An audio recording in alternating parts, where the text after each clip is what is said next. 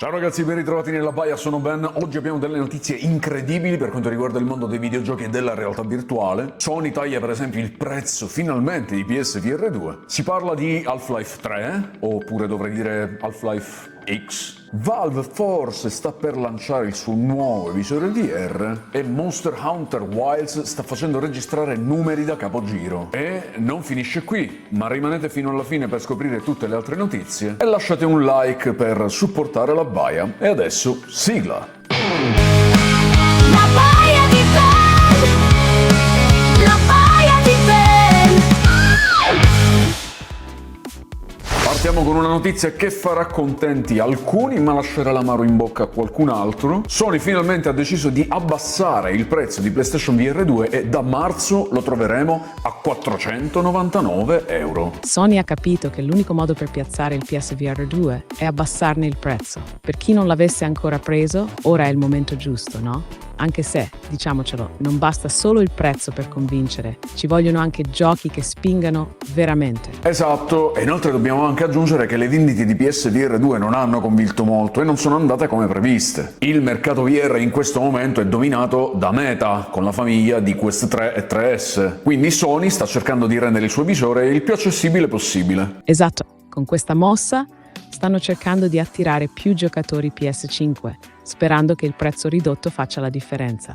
Ma, come sempre, se non ci sono titoli che spingano i giocatori a mettersi il visore, anche il miglior prezzo non basterà. E infatti il problema più grosso resta comunque il catalogo, migliorato sicuramente nel corso degli anni, ma dobbiamo sperare anche che arrivi ancora più supporto, soprattutto a livello software. Comunque ragazzi, se siete interessati a PSVR 2, vi lascio il link nel primo commento per l'acquisto su Amazon col taglio di prezzo, perché questo è assolutamente il momento giusto per acquistarlo, soprattutto se siete utenti che dispongono sia di PlayStation 5 che di PC, perché vi ricordo che PSVR 2 è utilizzabile adesso anche su PC. Se notizie come queste vi interessano, ricordate di iscrivervi al canale per rimanere aggiornati ed averne settimanalmente sempre di nuove. Barba, ho come l'impressione che stiamo dimenticando qualcosa, questa volta sono io a fartelo notare. Non ci stiamo dimenticando di ringraziare i nostri razziatori. Quello di questa settimana è Steph VR. Alziamo i boccali per lui? Ah, giusto capitano, non ci stiamo dimenticando proprio nulla. In alto i boccali per Steph VR, il nostro valoroso razziatore. Che i venti ti siano favorevoli, Steph, e che il tuo cuore sia sempre colmo di coraggio mentre solchi i mari della baia. Beh, ma torniamo alle notizie. Barba, finalmente, dopo anni di meme e sofferenze, sembra che Half-Life 3 stia davvero arrivando, pare sia in sviluppo. Valve ha davvero fatto il grande passo. Dopo averci tenuto in sospeso con quei meme e aspettative da millenni, pare che stiano per regalarci un vero Half-Life 3. Ma se mi permetti capitano, spero che questa volta non ci rifilino un'altra sorpresa come Half-Life Alyx, solo in VR, giusto? Perché quella mossa ha fatto infuriare non pochi fan, eh? Beh, sì, Barba, almeno questo è quello che dicono i leak. Non solo pare sia in sviluppo, ma inoltre pare che Valve abbia intenzione di aggiungere intelligenza artificiale ai personaggi del gioco. Fisica migliorata, che è già quanto dire, perché Half-Life è la fisica applicata ai videogiochi. E inoltre il supporto alla tecnologia Fidelity Super Resolution 3 di AMD. Ah, un po' di carne al fuoco, eh? Con l'intelligenza artificiale avanzata, la fisica migliorata e quella tecnologia AMD, sembra che Valve stia puntando davvero in alto. Ma, attenzione, capitano, perché dopo tutto questo tempo non possono certo deluderci con qualcosa di mediocre. Se Half-Life 3 non batte le aspettative, sarà un colpo mortale per la reputazione della saga. Non basta dire abbiamo la fisica più avanzata, devono mostrarcela. Siamo pronti a vedere NPC che non fanno solo da bersaglio, ma reagiscono davvero come veri esseri viventi. La posta in gioco è alta. Esatto, Barba, devono superare tutte le aspettative per giustificare questa attesa eterna. Ma ragazzi, voi cosa ne pensate? Fatemelo sapere tra i commenti. Lo state aspettando ancora? Oppure ormai è troppo tardi?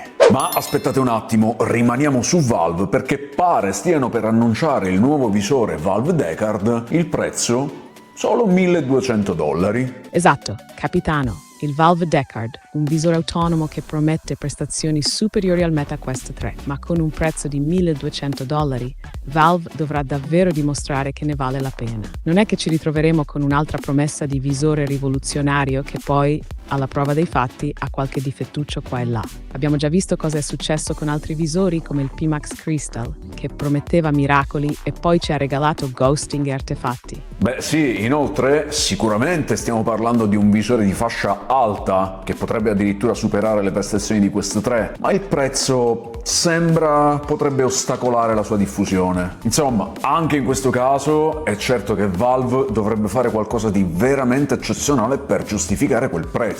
Ma intanto restiamo in attesa di conferme ufficiali, perché comunque si tratta di leak. Ragazzi, per portarvi queste notizie impiego parecchio del mio tempo e delle mie risorse, quindi se volete supportare e vi fa piacere avere questi video e altri contenuti, potete supportare la baia lasciando qualche doblone nel forziere utilizzando il tasto grazie. Andiamo avanti. Parliamo di Monster Hunter Wilds che nel frattempo sta battendo record su record, l'ultimo per esempio, oltre 1 milione di giocatori connessi contemporaneamente. Oh, Monster Hunter Wilds sta davvero facendo faville, eh? Più di 1 milione di giocatori online contemporaneamente. Roba da far tremare anche i titoli più affermati come Baldur's Gate 3 e Elden Ring. E non solo per i numeri, ma anche per l'entusiasmo che ha generato tra i fan.